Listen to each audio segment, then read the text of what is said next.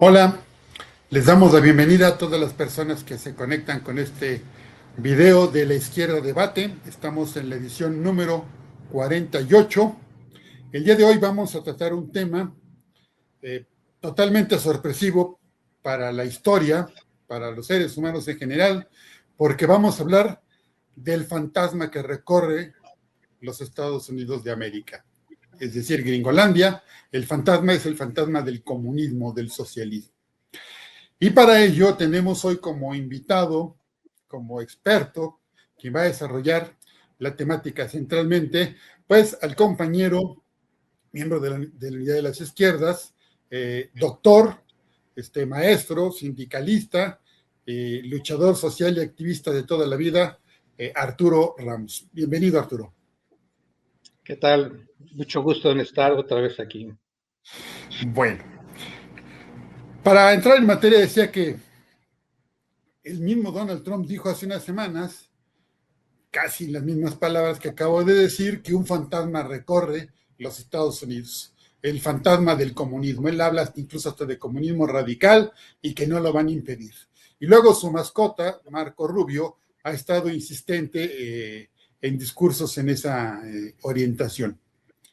Resulta sorprendente porque parecía, durante el último siglo, cuando menos, que todas las fuerzas de izquierda y los socialismos y los marxismos y cosas de este tipo habían sido abolidos en los Estados Unidos desde antes del macartismo y después terminaron de barrerlos con el macartismo al final de la Segunda Guerra Mundial. Y resulta sorprendente que hace pocos meses ganara la alcaldía de Nueva York un socialista democrático, además de origen, bueno, profesante de el islamismo y de origen extranjero. Entonces, son algunos detalles de los que ahorita va a entrar en profundidad Arturo, pero estamos ante una situación que ni los más fantasiosos artistas de la literatura, ni los cineastas, se les había ocurrido que el apocalipsis llegara en los Estados Unidos de la mano del surgimiento de las fuerzas sociales y precisamente del tan temido por ellos socialismo. Entonces, pues arráncate, Arturo, ¿cómo va el asunto? ¿Cómo llegamos a esta situación? Sí, muy bien. Pues en algo que tienes razón, y tiene razón Trump, aunque él lo dice con un sesgo, es que sí hay una presencia del pensamiento y la práctica socialista, quizás entendida de una forma más occidental, pero no por ello menos valiosa, sobre todo en los tiempos actuales, del socialismo, este socialismo propio en Estados Unidos. Antes de entrar a algunos elementos del contexto histórico que ayudan a entender el fenómeno, hay que decir que, por ejemplo, yo tuve la oportunidad el año pasado de ir al Congreso de Socialistas en Estados Unidos, en Chicago. Digo, tuve la suerte porque eran momentos en que teníamos la preocupación de si nos retirarían la visa o inclusive tuvieran su problema mayor. Pero eso nos hizo ver la presencia de ese proyecto, de esas expresiones a lo largo del país. Y también hay muchas encuestas que indican eso, pero antes vamos a ver por qué se da esta experiencia de asombro contemporáneo sobre la presencia de este tipo de orientaciones políticas. Y es porque simplemente cuando uno intenta comprender a Estados Unidos en sus particularidades, ellos a veces se piensan como realmente una excepcionalidad, en sentidos a veces totalmente contrarios a una visión democrática, humanista. Pero lo cierto es que también es una historia de migraciones que han hecho que tenga una composición muy diversa Estados Unidos, aunque para nada incluyente, democrática, respetuosa de la diversidad y de los derechos. Pero esa es una de las primeras cosas que hay que entender. Hay el mito de la democracia en Estados Unidos y es un mito. Eso lo dijo Alex de Tocqueville en 1835, cuando escribió su libro sobre la democracia en América. Pero es curioso, él observó a Estados Unidos y vio una fantasía democrática cuando estaban ya la esclavitud en pleno de toda la población afrodescendiente o que traían como esclavos, y estaba también el exterminio de los pueblos originarios, por mencionar dos de los casos más extremos que no podían hablar de una verdadera democracia. Pero entonces tenemos que ver esa complejidad que trastoca la idealización de ser un país democrático, y una cosa que siempre es recomendable, leer el libro de Howard Zinn, El otro Estados Unidos, donde se describe con mucha, detalladamente y con mucha profundidad ese Estados Unidos que no se quiere dejar ver, pero que está presente a lo largo en la represión, el exterminio, la esclavitud de los pueblos originarios, de las oleadas de esclavos de África, o el trato a las mujeres, a los migrantes asiáticos, por ejemplo, cuando se construye el ferrocarril que cruza de océano a océano, cosas que nos hablan de ese verdadero Estados Unidos, que además muchos analistas han hablado que es un país conservador. Podríamos hacer un análisis, que no lo voy a hacer, por supuesto, en este momento, de cuándo empieza a fraguarse esa diversidad entre el liberalismo y el conservadurismo, que la Revolución Francesa es un parteaguas importante para ello, pero que quizás ayudaría a la visión, por ejemplo, de Wallerstein, que él hablaba de que existía siempre un liberalismo conservador, y creo que el ejemplo ha sido Estados Unidos.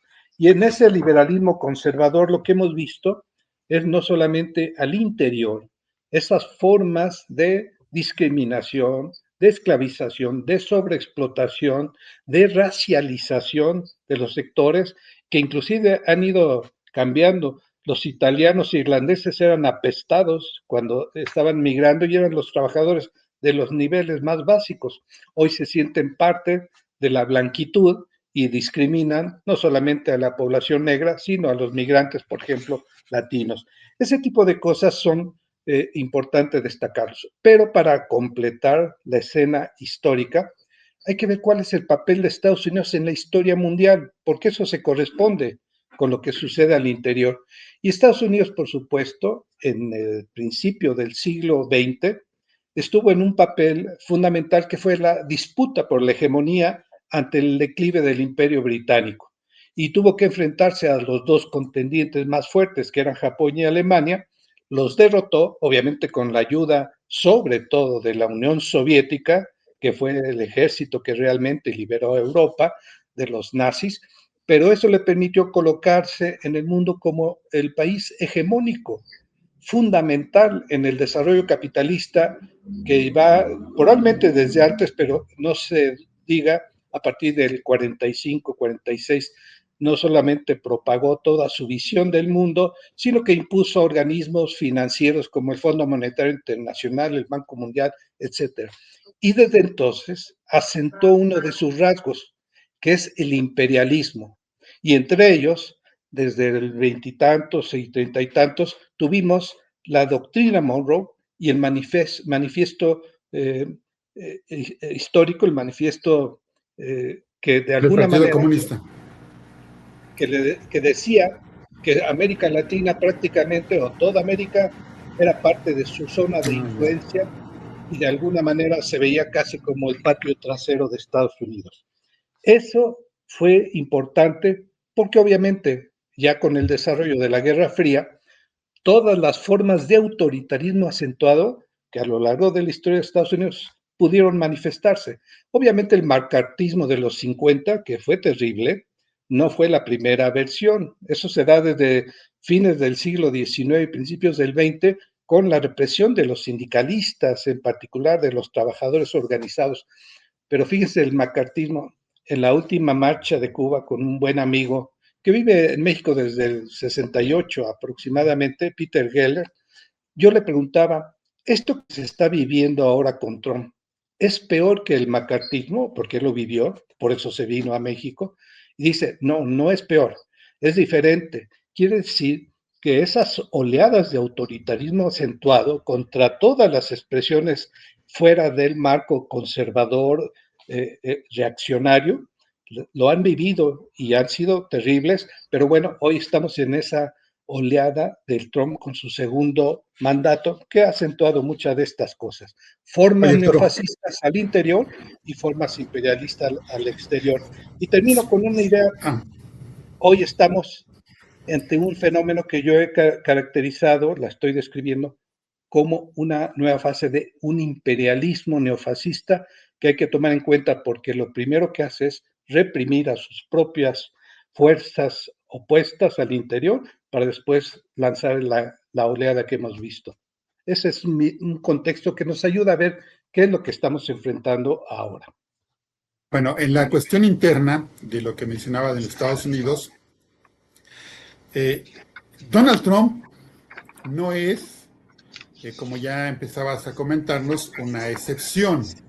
No es algo extraordinario en cuanto a su autoritarismo e intolerancia, pero llama la atención de que otros imperialismos, otras formas de dominio en el capitalismo han tenido una capacidad o una posibilidad de mayor convivencia con el sindicalismo, incluso con el socialismo y hasta con los marxistas y los anarquistas. Ha habido más tolerancia. Hablamos de Francia, Inglaterra,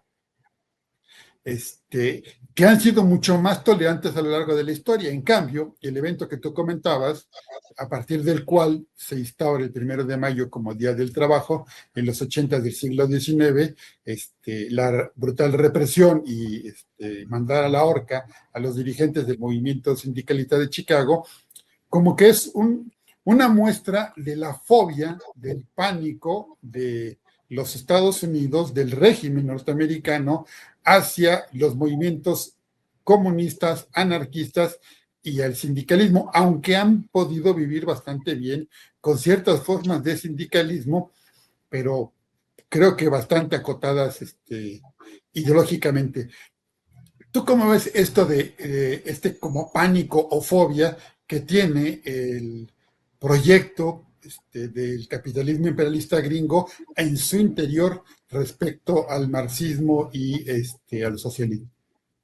Sí, eso que dices es muy claro y siempre se ha destacado. De eso se habla cuando se dice de la excepcionalidad de Estados Unidos, porque durante todo el periodo, sobre todo de la posguerra, ya dentro de la Guerra Fría, en efecto Europa fue un ejemplo claro de un desarrollo capitalista muy moderno, avanzado, muy parecido en esos términos al de propio Estados Unidos, que de alguna manera tenían los mismos rasgos. Sin embargo, había una presencia muy fuerte del pensamiento socialista, del marxismo en las ciencias sociales, las universidades, pero los partidos comunistas y socialistas llegaron a tener una fuerza realmente destacada en Francia, en Italia, en la propia Alemania, que ya para ese entonces estaba dividida, y no se diga el socialismo nórdico, que alcanzó quizás sus niveles más amplios de cobertura del bienestar, de formas democráticas en términos políticos, etcétera. ¿Por qué Estados Unidos realmente eso no sucedió de la misma forma? Aunque hay que decir, por eso ha sido tan valiosa, tan digna de ser reconocida la resistencia heroica de los grupos políticos comunistas, socialistas, anarquistas y del sindicalismo que ha tenido que salir adelante a pesar de las formas tan represivas. Pero es que Estados Unidos en su origen está buena parte de ese sentido conservador. Hay que recordar que la llegada de los ingleses a Estados Unidos a conquistar, a colonizar, después a exterminar a los pueblos originarios, eran grupos cuáqueros y eran muy conservadores de varias de las iglesias protestantes, sobre todo de Inglaterra, pero después también de algunos otros países que encontraron un terreno fértil para el desarrollo del libre mercado ya en forma capitalista. Entonces, el desarrollo capitalista en Estados Unidos, que tuvo una forma muy especial, se vio siempre unificada con un pensamiento muy religioso, muy conservador, que inclusive tenía que fraguar una justificación para haber exterminado los pueblos y hablar de que era un territorio completamente abierto y libre. Lo mismo que hizo cuando arrebató la mitad del territorio mexicano. Lo que decía es que prácticamente estaba vacío y por lo tanto era posible ocuparlo. Pero ese pensamiento conservador, que curiosamente no es que haya dejado de ser liberal. Esto, insisto, tenía necesidad de una explicación para diferenciar el liberalismo económico del liberalismo social y político. Y de alguna manera, el liberalismo económico aquí sí encontró un ambiente donde se desarrolló de manera muy acelerada, primero en una forma de un capitalismo agrario moderno, no el tipo que había iniciado en Europa, y después su transición a una industrialización también muy acelerada, que lo iba a colocar más adelante inclusive en esa posición de disputa de la hegemonía mundial. Pero todo eso se hizo con un liberalismo que hablaba de ciertos derechos, de ciertas formas republicanas, pero siempre imbuido de una visión religiosa muy conservadora, y como tenía que justificar esa represión, pues obviamente aludía a cierto destino propio, el destino manifiesto que después lo aplicó a toda América y sobre todo en América Latina, pero de que eran casi enviados por Dios y por lo tanto tenían que ajustarse a esa visión. Eso hizo que, a pesar de que en las migraciones ya del siglo XIX y principios del XX llegaron muchos socialistas, marxistas de diferentes nacionalidades que eran migrantes y que dieron la lucha, fueron los impulsores precisamente de todas esas corrientes políticos sindicales. En efecto, en 1886 los mártires de Chicago fue porque fue uno de los tantos, no es que fuera el único, ni siquiera el más importante, pero se volvió de mucha difusión porque fueron cuando de alguna manera el gobierno ya no hizo más que sacrificar a unos dirigentes de índole anarquista y se volvió un emblema, pero en realidad hubo resistencias, creo yo, que fue más dura la lucha de los años 1915 a 25 aproximadamente, donde los sindicatos dieron la batalla, pero fueron reprimidos por el ejército, las policías, las mafias asociadas entre ellos, y en fin, eso de alguna manera suprimió. Por lo tanto, durante el periodo del desarrollo capitalista que terminó en la crisis del 29, de alguna manera se había cortado un vínculo histórico con ese pensamiento socialista. Y entonces en las formas represivas se encontró después ante la crisis un ambiente propicio para debilitar todas las formas de resistencia, de rebelión, y eso después, más que en la primera guerra mundial, en la segunda, toda una visión patriotera que también colaboró a hacer esa visión demasiado nacionalista, nativista, que es también a su vez muy conservadora. Y después, y con esta idea termino de por qué no pudieron ser tan abiertos al pensamiento socialista y al marxismo de forma amplia, a pesar de los grupos en resistencia, es porque sí tuvieron un desarrollo capitalista muy bueno en los años dorados, que va del 45 al 70 aproximadamente, donde los niveles de vida fueron tan altos, la composición de una clase obrera que mejoró de manera clarísima hasta convertirse en una clase media muy abundante, que precisamente por esa estabilidad económica y ese bienestar privilegiado en un contexto mundial muy difícil, hizo que de alguna manera también las formas de rebeldía se limitaran hasta llegar a los años Okay. 60, etcétera. Bien, en ese contexto que nos das, esos antecedentes, nos convencieron a prácticamente todo el mundo, pero también a su propia población, de que en el interior de los Estados Unidos no existían casi socialistas, comunistas, marxistas, anarquistas. Habría una que otra organización, pequeños núcleos, bastante reducidos, aislados, que no tenían ningún significado. Y la mayoría de los estudios políticos y sociológicos hablan de los dos grandes partidos que siempre han dominado y de que son cada uno de esos partidos casi monolíticos y que se han parecido durante mucho tiempo demasiado las políticas entre ellos. Salvo el punto que estabas por abordar, que es el 68, cuyo motivo principal es luchar contra la guerra, contra la intervención gringa en Vietnam, en los Estados Unidos, al menos esa parte, y los 2 o 3 años posteriores, cómo en ese contexto de casi desaparición, arrasamiento de las expresiones de izquierda, ahora en el siglo XXI, de pronto, como hongos, irrumpen procesos como el Antifa, los socialistas democráticos de América, No Kings, que parece que además tienen expresiones masivas en un lugar donde se supone que no existía nada de eso. Entonces, como que, ¿qué pasa en este siglo, Arturo, para que de repente la que parecía inexistente izquierda en los Estados Unidos irrumpe de manera masiva? Sí, en efecto, no se podría entender lo que sucede ahora si no observamos los años 60.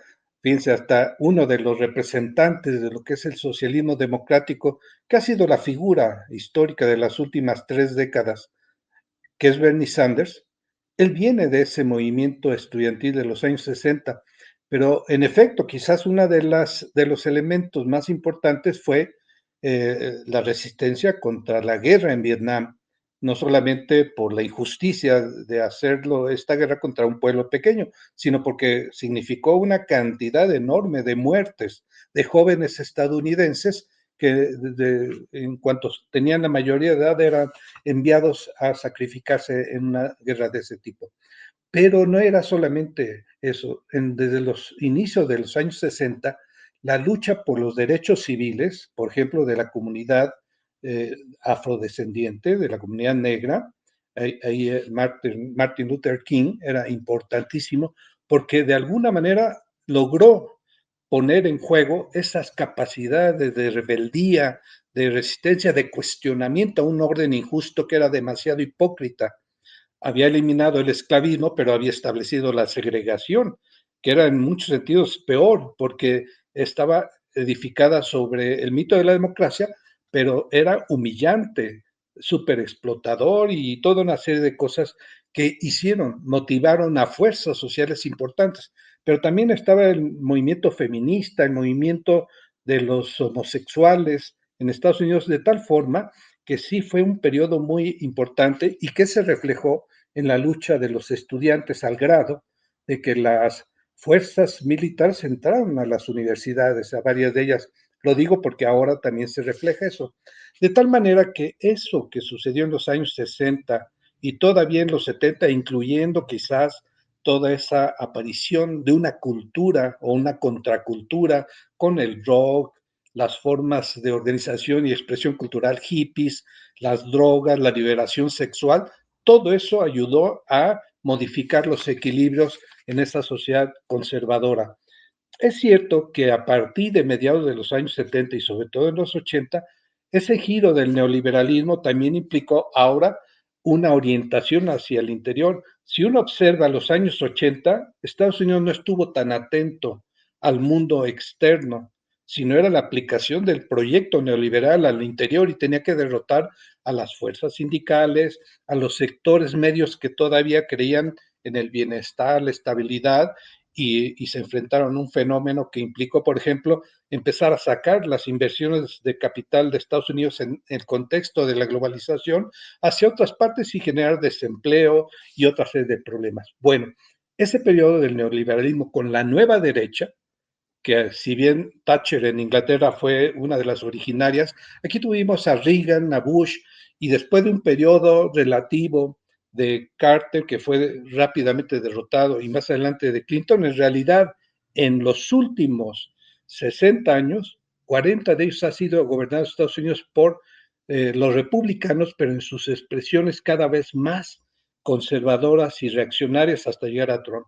Mientras 20 años ha sido con gobernantes demócratas, la verdad, muy tibios, un poco Carter se adelantó a algunos cuestionamientos. Obama lo fue de alguna manera, pero tampoco fue muy definido, y no se diga Biden. Bueno, esta situación llega a estos años donde ya aparecen nuevas generaciones, y de esa nueva izquierda de los años 60 que también se reflejó en Europa y en América Latina, aquí en México, lo cierto es que empezaron a aparecer ya formas más novedosas, más incluyentes, que permitían identificar el socialismo, sí, pero también además de las demandas de una eliminación del capitalismo y de la sociedad de clases, los derechos de las mujeres, de la diversidad sexual, de los grupos étnicos diversos, inclusive del cuidado del medio ambiente.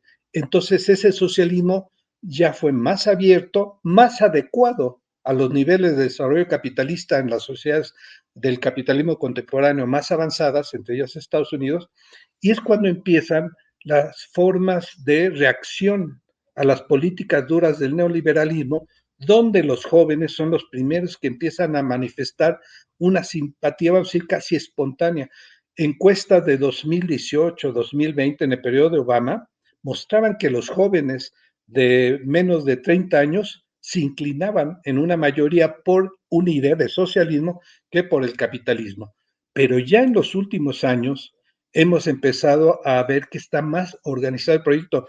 El Partido de los Socialistas Democráticos en realidad tiene antecedentes cuando menos de unos 80 años con unos proyectos que se fusionaran y luego se dividían como sucedía en la izquierda de todo el mundo, inclusive en nuestro país.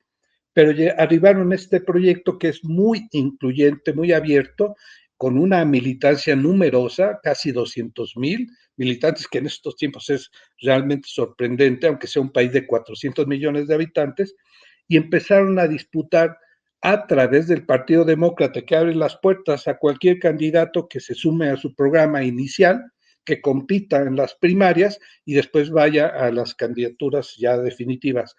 Y empezamos a ver, Bernie Sanders tiene una trayectoria que viene desde hace 40 años ganando alcaldías, representantes en la Cámara, gubernatura, senador desde hace mucho, pero era un caso muy aislado.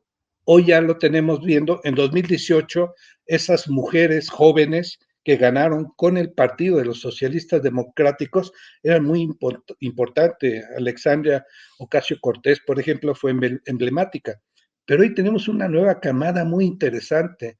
Mamdani es el más importante porque es una de las ciudades probablemente más trascendentes del mundo capitalista contemporáneo. Nueva York no es cualquier cosa. Derrotar ahí a las cúpulas democráticas y al Partido Republicano no fue una cosa sencilla.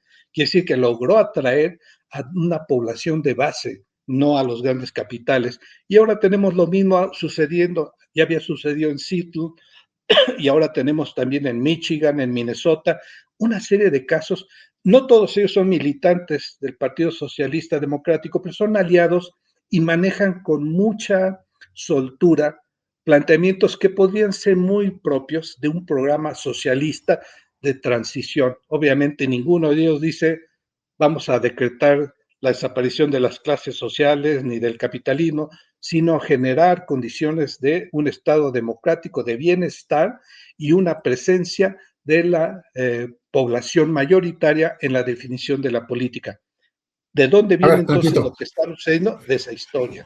A ver, sí, pero hay un punto, a lo mejor te estoy pidiendo que hagas magia con la pregunta que voy a hacer, pero que es relevante. Hace 30 años, nadie se podía presentar a unas elecciones, hace 15 años en Estados Unidos, diciendo soy socialista, aunque le agregara democrático o no. Nadie se podía atrever a presentar un programa como el que llevó a ser representante a Alexandria Ocasio, ni a la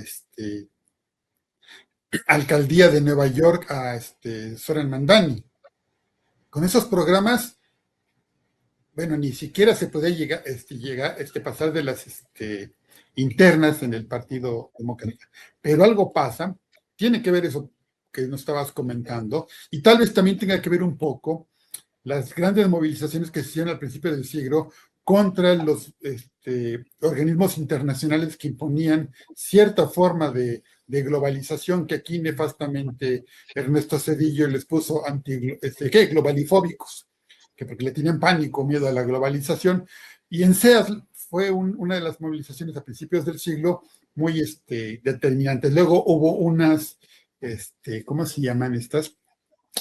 Unos plantones y tomas de instalaciones de la bolsa en Nueva York y en otras ciudades, que hablaban de que el 99% eran ricos pobres, y el 1% de la nación eran los ricos. Esos son como detalles sueltos, ¿no? Pero, ¿qué pasa para que se pueda presentar un programa como el que han estado presentando los socialistas democráticos y no solo sea presentable el programa, sino que sirva para ganar elecciones y ganarlas a veces con márgenes amplios? Y sea tan fuerte esta nueva forma de presentarse políticamente y de programa que ya se discute bastante abiertamente que Alexandria Ocasio podría ser la mejor candidata para la presidencia. Entonces tendríamos ahí un doble quiebre, ¿no? Latinoamericana y, bueno, de origen latinoamericano, ella es de ascendencia puertorriqueña, y mujer en la presidencia de los Estados Unidos, que a lo mejor se escucha un poco aventurado ahorita, pero que hace 2 años hablar de que un socialista gobernara en Nueva York, pues era todavía más aventurado. Entonces, ¿qué pasa, Arturo? ¿Tú qué crees que esté sucediendo en la sociedad norteamericana como para que se puedan ganar elecciones con un programa de corte socialista? Sí, bueno, hay que hacer una pequeña observación. Mira, yo por mi situación personal, desde niño tuve contacto con Estados Unidos porque como muchas familias mexicanas veníamos de migrantes, pero migrantes de mucho tiempo, de principios del siglo. Por ahí mi familia vivió los periodos diferentes y eso me mantuvo con cierta cercanía. Ya cuando yo asumí en mi juventud la militancia, el pensamiento socialista, fui más puntilloso en identificar los rasgos de la sociedad estadounidense.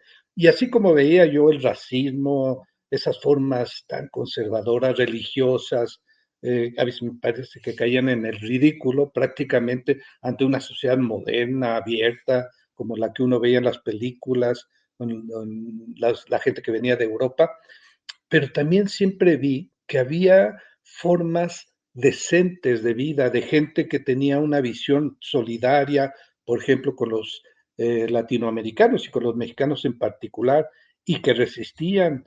Y eso de alguna manera me hizo más sensible, pero yo podría asegurarte que a partir del 2000, que tuve yo por las responsabilidades sindicales y políticas que en ese momento asumí, una cercanía cada vez más estrecha con sindicalistas, sobre todo de Estados Unidos y Canadá, y me di cuenta de que en realidad cada vez que yo iba a algún congreso encontraba la presencia aliada de los sindicatos y de las direcciones de los sindicatos a gente con ese pensamiento socialista y algunos anarquistas. O sea, lo que yo veía es que en el siglo XXI algunos dirigentes eran socialistas, aunque sus bases no lo fueran mayoritariamente, pero la pregunta era ¿por qué elegían a un socialista? Porque tenía la capacidad política de denunciar las cosas, de luchar por los derechos, de no corromperse tan fácilmente, y entonces pues lo elegían como un socialista, representante de su sindicato, aunque repito, la mayoría de la base no lo era. Pero fui viendo esa evolución.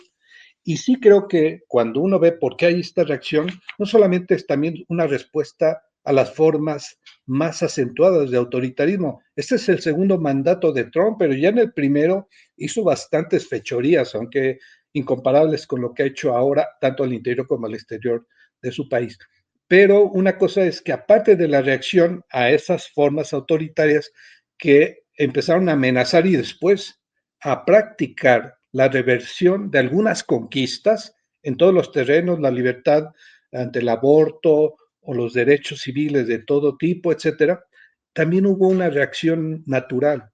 El neoliberalismo aplicado en la forma que lo hizo Estados Unidos y que después sería derrotado claramente por el desarrollo, el impulso de China bajo las reglas del comercio globalizado, hicieron que en Estados Unidos se afectaran los niveles de vida. Inclusive empezó a hablarse de una desaparición constante de sectores de la clase media que se proletarizaban.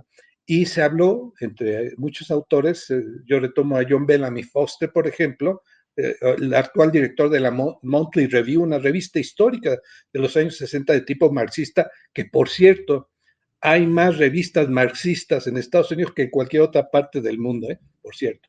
Pero dice él que se entró en un estancamiento secular de Estados Unidos y por lo tanto en un declive. Eso significó no solamente un endeudamiento que hoy es realmente incomprensible para el país más rico del mundo, sino un desempleo constante, un nivel de vida que se redujo también de manera drástica comparado con los años anteriores, y eso fue también, digamos, debilitando la confianza en las políticas y los discursos conservadores. De alguna manera se genera espontáneamente cierta rebeldía ante algo que afecta su bolsillo, sus formas de vida. Y entonces dio una combinación adecuada, la resistencia política contra el autoritarismo, la inconformidad con la situación económica y la aparición de un discurso socialista que había evolucionado. Por eso decía yo, si uno ve los antecedentes del Partido de los Socialistas Democráticos de Estados Unidos, verá que habrá ahí antecedentes que todavía tenían un discurso duro. A veces hablaban todavía de la dictadura del proletariado o de las condiciones de clase social sin tomar en cuenta las otras formas de identidad y de opresión. Esto se fue modificando y entonces empezó a encontrar eco. Por ejemplo, la visión del ecosocialismo, que a veces también la debatimos nosotros, empezó a pegar mucho en los jóvenes ante la evidencia del cambio climático y la afectación de la ecología de todo el mundo. Eso hizo que esos tres elementos, la resistencia al autoritarismo, la inconformidad por la situación económica y un discurso socialista mucho más abierto, que algunos socialistas luego los ha hecho cuestionar, pero me parece que es muy legítimo, empezó a tener estos resultados. Además, una cosa, como los viejos socialistas decían, no hay que entrar a la lucha electoral porque hay que resistir desde abajo, etcétera, se modificó y empezaron a convencerse de que tenían que disputar. Ya lo habían hecho. Bernie Sanders, repito, es un ejemplo de un socialista con un discurso clarísimo como tal y lo han elegido en todas sus representaciones. Y había por ahí algunos alcaldes, algún diputado local, pero esto se volvió mucho más grande y creo que es por esas tres razones, pero además hoy se ha acentuado porque se liga, y aquí con esto nada más lo advierto, pero a lo mejor tú vas a tener ahorita una inquietud al respecto, es que al mismo tiempo los movimientos sociales se presentaron agudizados. El movimiento de la comunidad negra, el Black Lives Matter, o el de los ecologistas, o el de las mujeres y feministas, o ahora, como tú bien decías, el de No Kings, que ya es una forma donde se logra agrupar a quienes antes les costaba trabajo. Ha habido ejemplos inclusive de comunidades negras defendiendo a los migrantes mexicanos Claro. indocumentados, etcétera, ¿no? A ver, vamos, nos has dado un buen contexto. Ahora, demos un poquito un salto, porque esta explicación de cómo el programa socialista se vuelve no solo escuchable y aceptable, sino hasta deseable para los electores norteamericanos, más o menos simultáneamente surgen unas fuerzas, unas agrupaciones, unas coordinaciones que Trump y su séquito tal vez sobrevaloran, pero que tienen una importancia, tienen una presencia importante en el país, aunque no sean grupos grandes, que ha sido conocido como el Antifa, que viene de antifascista, ¿no? Inspirados en los movimientos europeos antifascistas. Desde los 80 se empiezan a coordinar, pero realmente empiezan a tener presencia importante en manifestaciones y organizando manifestaciones a partir de la campaña del primer mandato de Donald Trump. Pero en los últimos, no sé, un poco antes de que entrara al gobierno Donald Trump, la presencia de estas coordinaciones, de estos movimientos y sus métodos de acción han ocasionado mucho debate en el país en general, pero también entre la izquierda.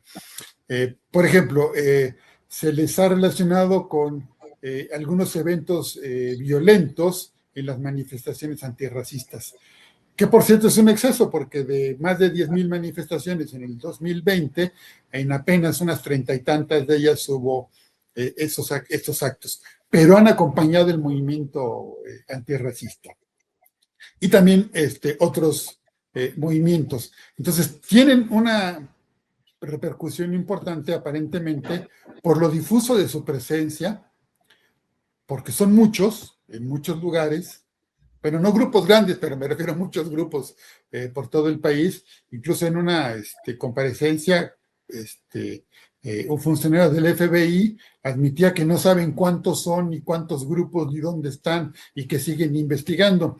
No obstante esto, Marco Rubio y Donald Trump mencionan con alguna frecuencia estos grupos como para tener un pretexto que les apuntale su discurso de que hay comunistas radicales acosando a los Estados Unidos. ¿Qué, qué participación o qué importancia tiene desde tu punto de vista este movimiento antifascista en los Estados Unidos? Sí, mira, creo que aquí sí hay que hacer como una cierta diferenciación, porque lo que hemos tenido ahora es una campaña política, ideológica de parte de Trump en particular y su gabinete, pero también de algunas fuerzas muy conservadoras.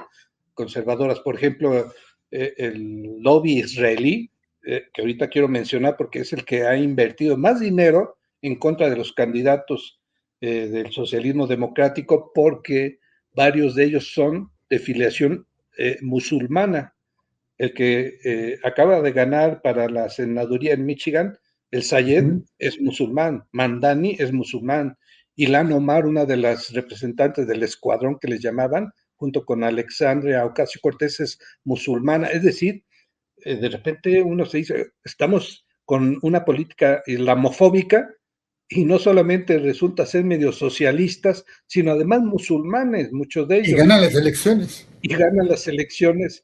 Entonces hay una combinación de cosas. Pero bueno, yo iba a decir por qué también hay que separar, porque se ha construido un discurso que intenta desacreditar, por ejemplo, cuando habla de Antifa, Trump y su gabinete hablan como de una organización política, y por eso dicen que es terrorista, radical, violenta, pero en Paramilitar realidad casi.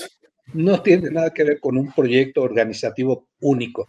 Son expresiones antifascistas que se ligan a las otras luchas y por lo tanto yo diría que a veces inclusive más bien forman parte de movimientos más amplios.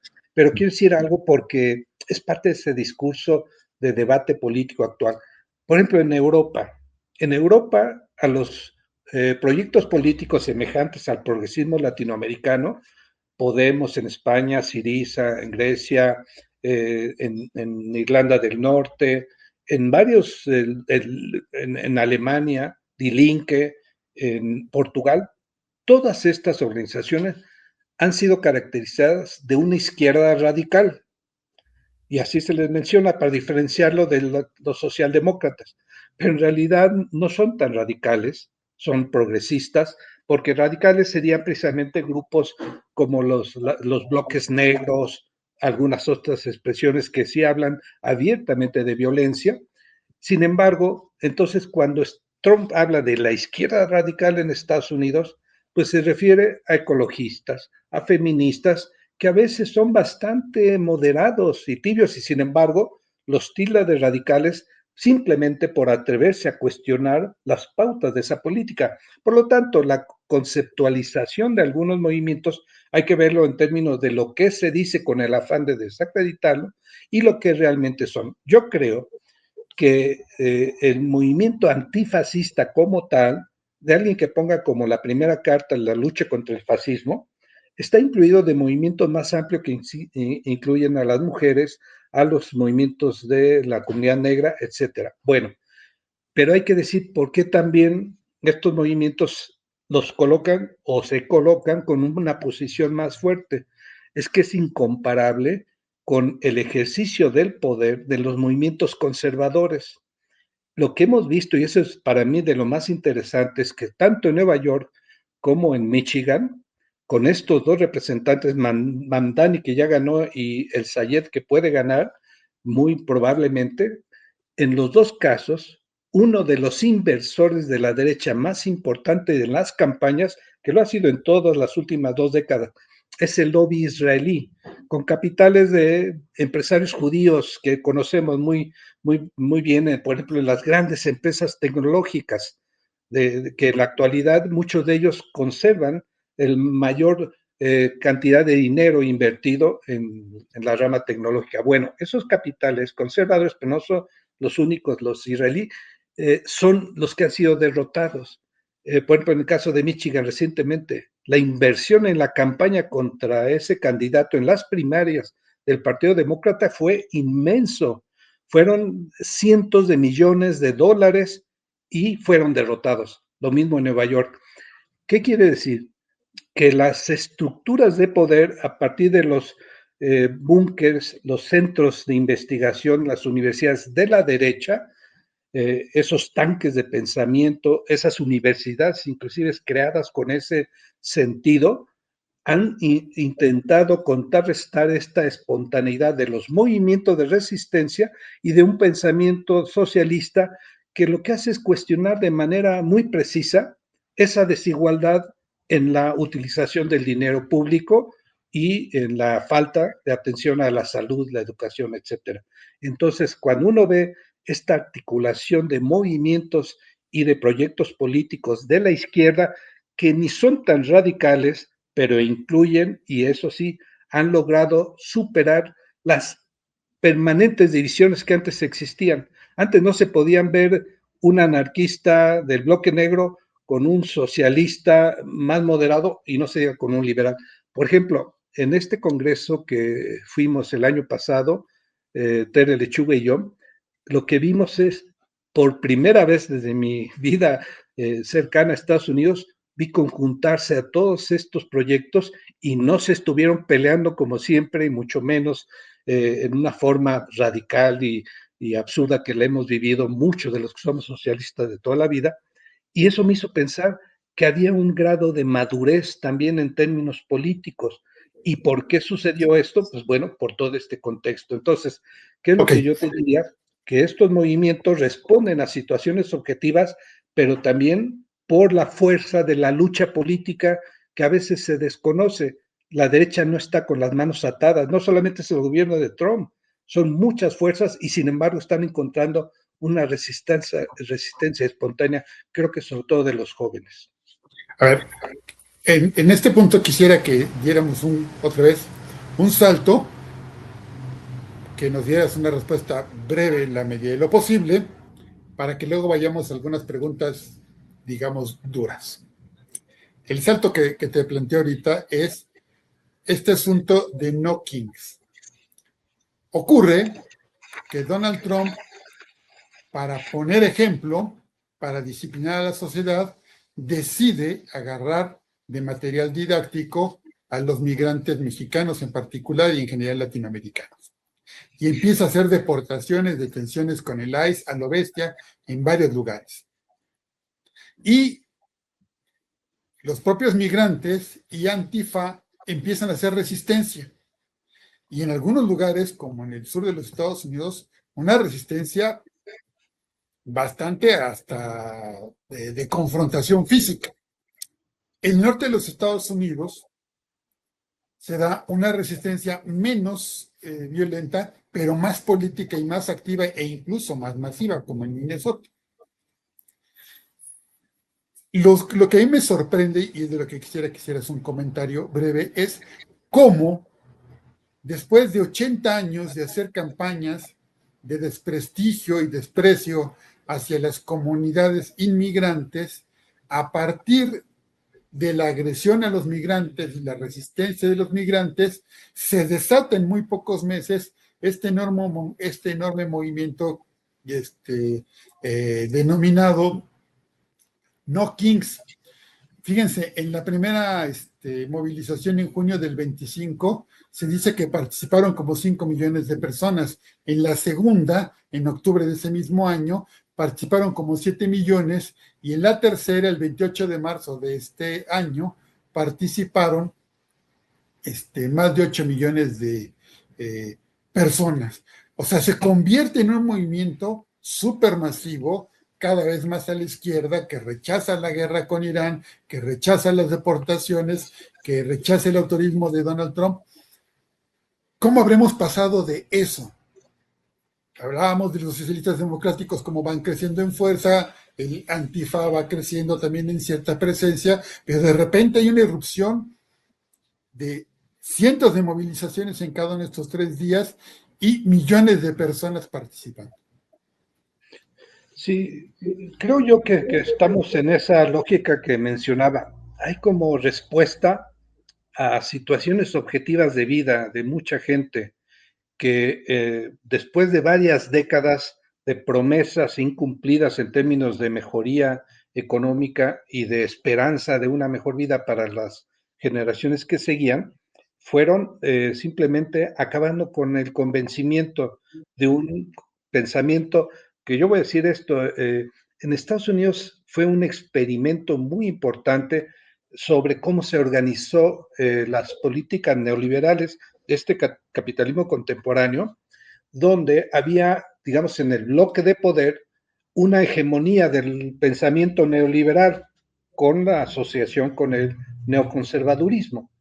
Esa, vamos a decir, esa mancuerna con la hegemonía del pensamiento neoliberal fue agotando sus esperanzas para una buena parte de la población, al grado de que ese bloque de poder se alteró y entró una asociación del neoconservadurismo que estaba en un segundo plano con la ultraderecha, reforzaron y debilitaron a las formas más, vamos a decir, ortodoxas del neoliberalismo. Ha sido un experimento muy interesante porque es una respuesta también a ese estancamiento secular, a ese declive ya estructural de la economía estadounidense.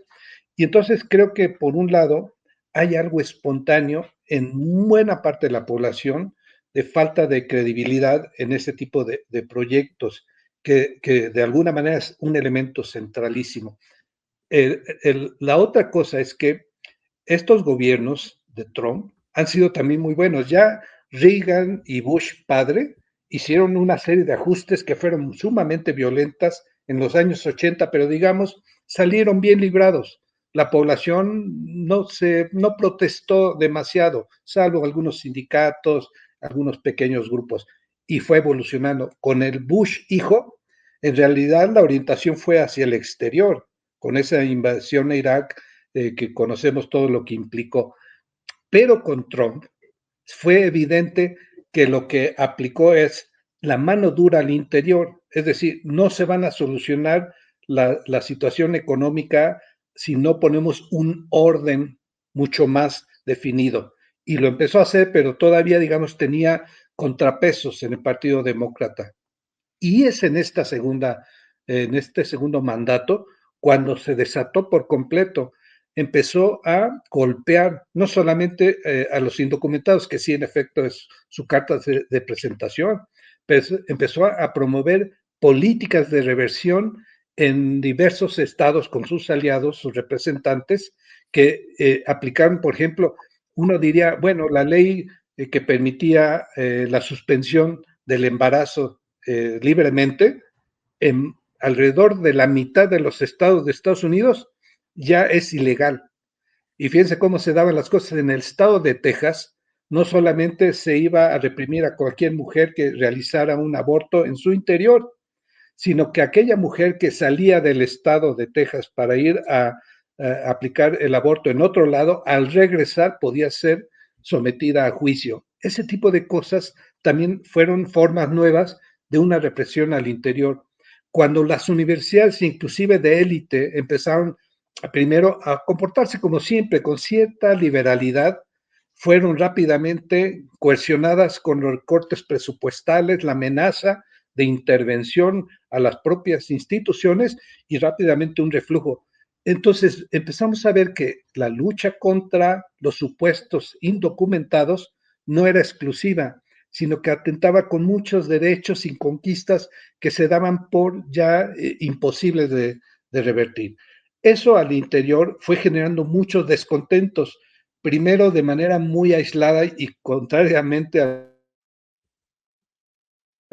Pero lo que hemos visto, y eso es lo que a mí me gusta más, es que empiezan a encontrar el camino de la unidad en la diversidad. Y eso ha significado entonces que se pueda avanzar. Y esto se ha traducido entonces en lo electoral.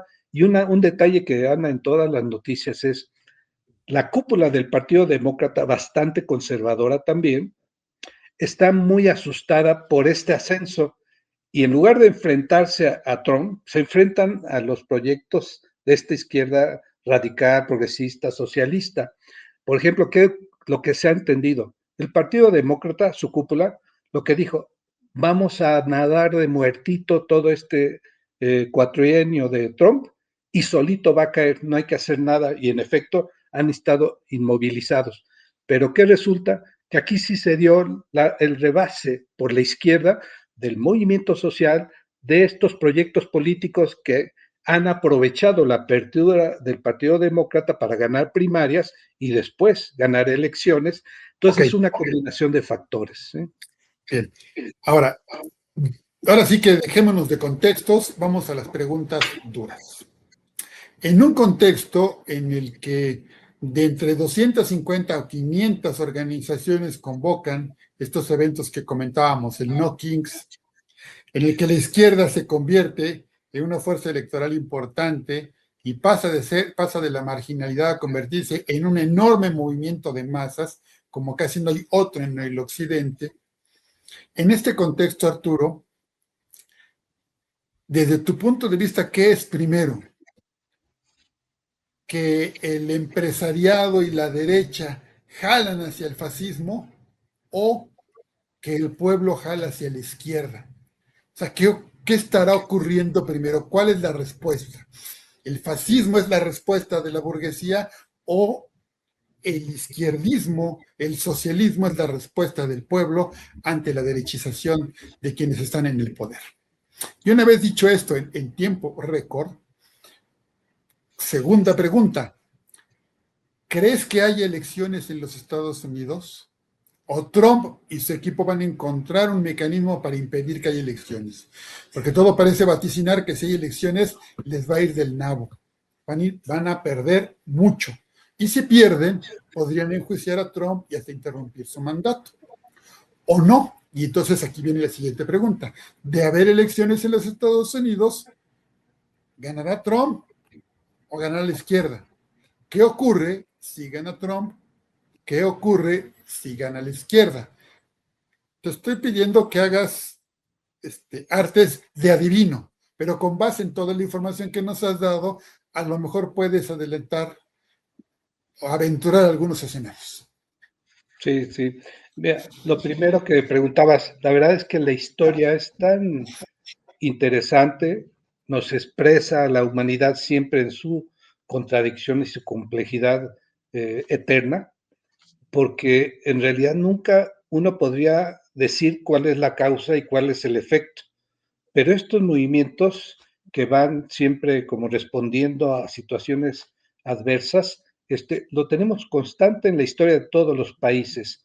En Estados Unidos es muy evidente, ya cuando uno lo ve a la distancia del tiempo y con una mirada general, y sobre todo estando de fuera, es que cuando uno piensa por qué el macartismo se vivió en los años 50 con ese discurso anticomunista, rabioso, que violó también muchas de las leyes o adecuó las leyes a intereses de ese tipo ideológico y con actos completamente injustos, represivos, hubo mucha gente desaparecida, asesinada o llevada a condenas también muy duras en ese periodo, pues porque había habido desde los años 20, a pesar de la derrota del sindicalismo, había una emergencia, sobre todo con la población femenina que fue a suplir a los hombres que estaban en guerra en la industria y que empezó a abrir las visiones para una mayor libertad y derechos de las mujeres, por ejemplo.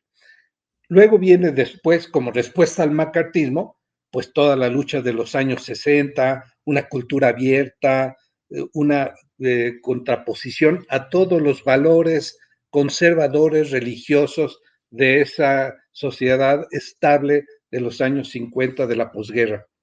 Y luego al movimiento de los años 60 de una izquierda diversa o de pensamientos liberales. Los hippies, por ejemplo, y el rock son cosas que quedaron ahí plasmadas también como una forma de enfrentamiento con el conservadurismo cultural y moral. Y luego viene el neoliberalismo, que aplica medidas fuertes contra ciertos sectores movilizados en los años 60, sobre todo el sindicalismo que se nutría de esos jóvenes como fuerza de trabajo, y los reprimió y empezó a establecer una serie de criterios que encontró un eco por una serie de discursos novedosos neoliberales respecto de las formas antiguas. Y después a ese neoliberalismo, pues tenemos esta respuesta, porque es un neoliberalismo que fue evolucionando a formas muy conservadoras y llegando hasta el fascismo. Hay autores que hoy dicen que el neofascismo no es un rostro del neoliberalismo, sino ya una etapa siguiente al neoliberalismo. No estoy totalmente de acuerdo, pero empiezan a hablar de eso. Es decir, que en la historia hay una, yo creo que aquí Marx, cuando hablaba de que la historia de la lucha de clases, la que hace mover al mundo, pues se refería a esta lucha constante que toma formas a veces muy agudas, a veces más moderadas, y que en los últimos tiempos, como ha sucedido en todo el mundo, pero muy acentuadamente en América Latina, se ha reflejado toda esa movilización que si se hiciera la movilización desarticulada, espontánea y de corto tiempo, pues no tenía mayores efectos, sino que ha encontrado también el camino electoral. Entonces, tenemos esa primera explicación. Ahora, por otro lado, tú decías, ¿qué va a pasar o qué está pasando? Porque eso es, no es que vaya a pasar, es que está pasando, está sucediendo ya. Y eso, vamos a decir que visto de una cierta manera muy neutral, yo diría, casi va a ser afortunado que haya surgido Trump para Estados Unidos y su pueblo, no para el mundo, porque nos ha estado dejando cosas que va a ser tan difíciles resarcir, pero que ojalá salgamos adelante también todos los que resistimos al imperialismo neofascista actual. Pero en Estados Unidos lo que observamos es que toda esa mano dura de Trump que parecía muy eficiente porque no encontraba respuestas también del mismo calado, sino que avanzaba y avanzaba y avanzaba con el apoyo de muchos sectores de derecha y muchas expresiones del capital oligárquico actual. Es decir, hay toda una gama de fuerzas. Pero lo que hemos visto es que en 2 años los niveles de desaprobación del gobierno de Trump son muy evidentes. 61 contra 31% aproximadamente, 65 contra 31, 65 en contra, 31 que todavía lo aprueban. Ese tipo de cosas son muy ilustrativas, pero también ya hay encuestas constantes de los pronósticos para la elección intermedia. La elección intermedia normalmente tiene, como igual sucede en México, una votación menor a la presidencial. Se calcula que a 40% es la gente que participa en esas elecciones intermedias. Sin embargo, hoy se calcula que puede alcanzar los mismos niveles de la votación presidencial, que estamos hablando de 55-60% de la población. Eso es muy importante. Si la gente no sale a votar, siempre beneficia a la derecha. Trump está tratando de generar condiciones para atemorizar a la población y que no salga a cumplir con esa acción. Por otro lado, ya Trump dejó las cartas abiertas, tiene estrategias. Por ejemplo, desde hace también 2 años, algunos estados han empezado a aumentar la cantidad de representantes al Congreso por supuestamente incremento de la población. Pero ante eso que hicieron algunos gobiernos republicanos estatales, pues los demócratas han hecho lo mismo y entonces los equilibrios siguen siendo muy parecidos en tanto posibilidades por el voto duro de ambos partidos. Y estaríamos entonces en esa tesitura. Ahora, los pronósticos, que son encuestas, que son valoraciones, que aparecen en las grandes fuentes mediáticas, es que en la Cámara de Representantes no hay ninguna duda de que el triunfo de los demócratas va a ser abrumador. queremos decir que no le va a ganar por 3 o 4, como sucede ahorita la diferencia, que hay en la Cámara de Representantes, de Diputados, digamos, sino que va a ser realmente una mayoría muy grande. Y en el Senado los pronósticos los ponen muy en duda. Hay todo un mapa geográfico para ver cuáles son los países, los estados que están en disputa y que van a cambiar el equilibrio fuera de los que son, digamos, más seguros por la tradición y las últimas elecciones. Pero todo ello indica que si en el Senado se triunfa por parte del Partido Demócrata, va a ser por un margen mucho más pequeño que en la Cámara de Representantes, pero así fuera una ventaja de un solo voto, en Estados Unidos esa diferencia es suficiente para no solamente echar abajo todas las políticas de Trump, sino inclusive para que pueda aparecer el impeachment, que es tratar Entonces, de destituirlo, ¿tú ¿no? no crees que Trump intente impedir las elecciones?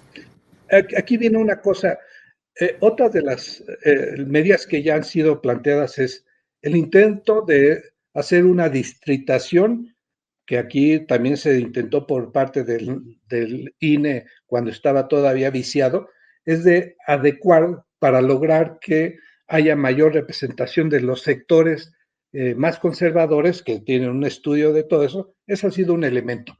Pero en efecto, ahora, ¿cuál es la jugada que se ha planteado que ya está a la puerta con Trump? Porque algunos de sus representantes lo han dejado ver, es declarar la emergencia de seguridad nacional. Uno diría, pero eso es absurdo. Pero es que la seguridad nacional ha sido la justificación que hizo Obama para declarar a Venezuela una amenaza a la seguridad nacional, que ahora se aplicó con lo que ya sabemos, el secuestro del presidente y el robo de todo su petróleo. Es la misma justificación para hacer el cerco absoluto contra Cuba. Y entonces uno dice, eso parece absurdo, pero sí lo puede llevar a cabo. Y entonces uno pensaría, pero ¿va a hacerlo antes de las elecciones o después de las elecciones?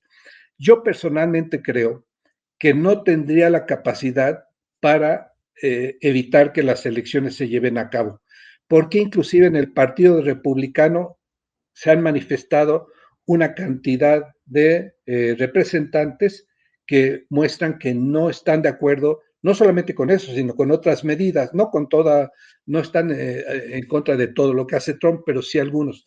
Y yo creo que no hay condiciones para que pueda declarar suprimidas las elecciones, pero puede jugar la carta de la emergencia por seguridad nacional en posteriores a las elecciones. Y ahí también puede ser una carta que al jugarla haga que muchos representantes republicanos del Partido Republicano simplemente se opongan y por lo tanto más rápidamente conduzcan a la caída de Trump. Es decir, es una carta muy difícil para él, pero creo que ahorita, y eso por ejemplo lo comentaban ayer en la entrevista de los periodistas con Juan Carlos Monedero y con Lorenzo Meyer, decían, es que Trump, viniendo de los negocios, su política de negociación siempre es amenaza, aunque después se eche para atrás. Van a destruir Irán, pero luego se echan para atrás. Y así muchas de las cosas. Creo que ahorita lo que quieren hacer es ser una amenaza para atemorizar a ciertos sectores y activar a las fuerzas conservadoras. Pero yo personalmente creo que ya perdió el timely, esa oportunidad que se tiene. Si hubiera realmente triunfado en Irán y luego intervenir en Cuba, tendría cuando menos la carta externa para jugarla y estaría mejor posicionado. Esto que ha sufrido en Irán ya debilitó esa carta y las otras no las tiene consigo. Creo que yo ahorita lo que hace es amenazar, exigir que los republicanos se pongan las pilas, pero creo que finalmente el escenario, y esos son pronósticos hasta el del Financial Times y algunos otros que han establecido ya esa posibilidad de que próximamente veamos la derrota de Trump. ¿Qué suceda después? Eso sí todavía queda abierto. No lo que haga Trump, sino si esa derrota de Trump simplemente lo va a limitar un poco, pero va a terminar su gobierno, si él lo desea, y después es cuando se vuelve realmente interesante, porque las presidenciales son donde podremos ver el equilibrio de fuerzas y quizás el ascenso de la izquierda de Estados Unidos. Ok, muy bien, Arturo, pues gracias. Te propongo a ti y al auditorio una quiniela, porque yo creo que Biden, Cortés y Trump van en busca del golpe de Estado. Las elecciones los van a derrotar y cuando los derroten es quedar fuera del gobierno en poco tiempo o por lo menos perder todo lo que han avanzado en su proyecto. Y su proyecto ni es barato, ni Y es democrático. una quiniela más para dentro de 2 años, es si va a ser la competencia entre Mamdani y Vance. Eso a mí me parece que va a ser lo que nos va a emocionar para esos 2 años posteriores a lo que suceda en las intermedias, a ver cómo vemos el avance. Si no fuera Mamdani, será otra vez un demócrata ahí medio conservador. Yo le voy a Ocasio Cortés. Mira, yo también, pero creo que Mamdani ya jugó una carta que logra acuerpar más que lo que hace Ocasio Cortés, que encuentra un poquito más de resistencias raciales y de no sé qué. Pero en fin, dejémosla bien. Incluso tiene que haber una competencia entre ellos dos. Sí. Y la vamos a ver. Entre ellos dos, en el ala progresista, democrática, que se enfrentará a la cúpula y tendrá que derrotarla en las primarias.